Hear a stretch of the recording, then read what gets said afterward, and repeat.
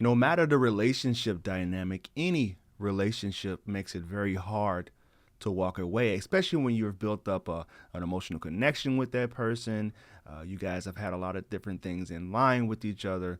Whether it's an anxious, whether it's an avoidant with an avoidant, it's always tough to know when to walk away from the relationship when you've had enough, when you feel like there are certain things that are happening in this relationship that is causing me to lose myself. A relationship with someone who's on the avoidant side is no different than any other relationship. Now, I know it's hard for you to walk away because you know some of the things about them that they've never told anyone else, but at some point you have to ask yourself, when is the time for me to walk away? This is something that they call the fade and effect bias. When you get to a certain stage in your relationship, there's no going back. It's like you've put all these different coins into the slot machine. You really want to hit that payday, but at what point do you say, I'm never going to get the amount that I've put into this relationship from this person?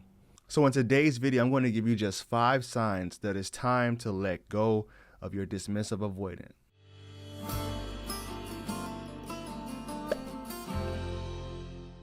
Thank you for sticking around. If this is your first time viewing me, do me a favor and subscribe to the channel. For all my other people that are coming back, hey, welcome back.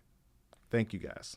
In today's video, we're going to talk about when is it time to let go of someone who's a dismissive avoidant. And disclaimer here, I'm not saying that you have to do this. I'm not saying that you have to follow this advice. I'm just giving you what I would do. If I was someone that was in a dynamic with an avoidant again, what would I do?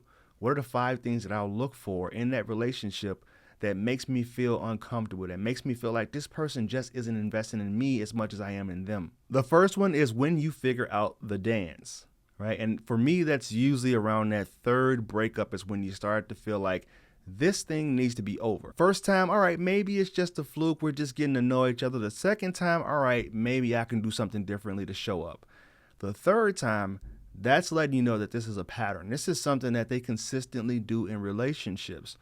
Many of the times that I'm working with someone, I see that there's usually a time where they knew that they should have walked away, but they chose not to. I see it as like you make this big meal, you do all the food prepping, you bake, you cook, and you open up the garbage can when that thing's done and you just toss it in the garbage. That's what people feel when they feel like they're walking away from a different, when they're walking away from a relationship. They feel like I'm just tossing away all of this hard work that I've done. But let me tell you, that's not the case. You're doing yourself a favor. You're saving yourself from more heartache. So when you start to see this pattern become a dance, more like a cycle, it's time to walk away. Number 2 is when you start to feel neglected in that relationship. What does neglect mean in a relationship? For me, what neglect means is you know exactly what it is that I desire in this relationship, and for whatever reason, you're just choosing not to do that. Now, we have had this conversation multiple times, and you've always promised me that you're going to change and you're going to start to do X, Y, Z, whatever it is that I need to be feeling important or fulfilled in this relationship, and you're just not doing it. You go back to these old habits, and this happens a lot when people have these breakups. They'll go through a honeymoon phase. When they get back together, they'll start to decline a little bit, and then next thing you know, you're back into their old habits again. So if you start to see that you're feeling extremely neglected by this person, this may be your sign that it's time to let go. Number 3 is when they're unwilling to talk about issues. This is where they put the dismissive and dismissive avoidant.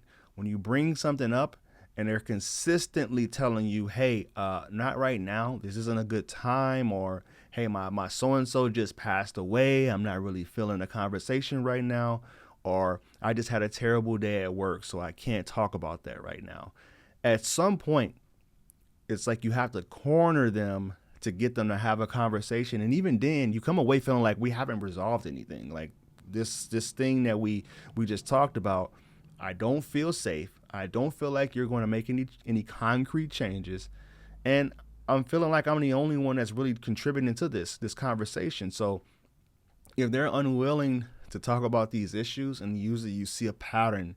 If you know that in the past their parents were like this, they never felt heard, seen, or understood, even in their home life, then you know that this is a pattern, and this is something that's going to continue to rise in this relationship if they don't go out and find the different help that they need and learn the tools and the skills that they need to bring to this relationship to make it as fulfilling for you as it is for them. Number 4, they stop allowing your help, or they stop asking for your help.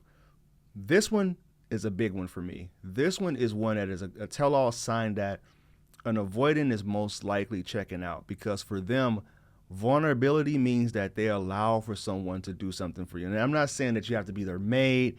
It's just that they're so used to doing things on their own.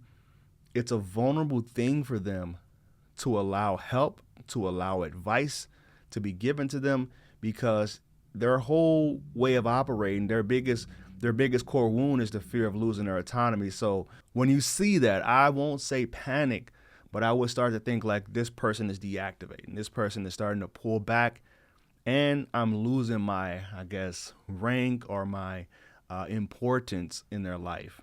And number 5, your mental health is starting to get affected. And what that means for me is you're going through anxiety, you're going through depression. I know a guy that was just moved in with someone, and he didn't know at the time that she was on, more of an avoidant. And he said that when he was around her, he felt like this weird energy. He kind of felt like this feeling of like passive aggressiveness is what he called it.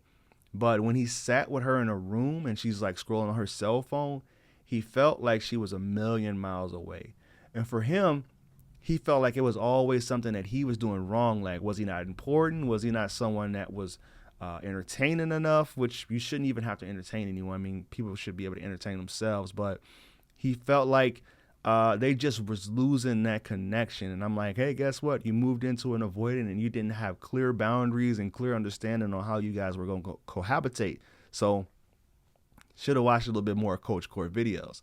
But he started to lose weight. He got really skinny. He fell into a depression, and he only got better when he moved out. They continued to date, but he only got better mentally, physically, gained weight back, got more of his confidence back when he moved out of the house. When you start to see these 5 things happen in a relationship, I think more about John Gottman's 4 Horsemen of the Apocalypse, when he said, if these 4 things happen in a relationship, your relationship will end with a 99% accuracy, which is defensiveness, stonewalling, criticism, and contempt.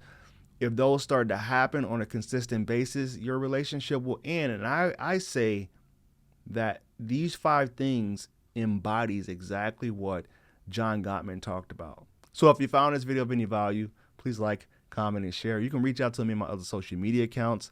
Instagram is I'm Coach Court. Facebook is Coach Court. And you can find me right here on YouTube, Coach Court. And always remember, when you go be loved, you'll never have to find it. Namaste.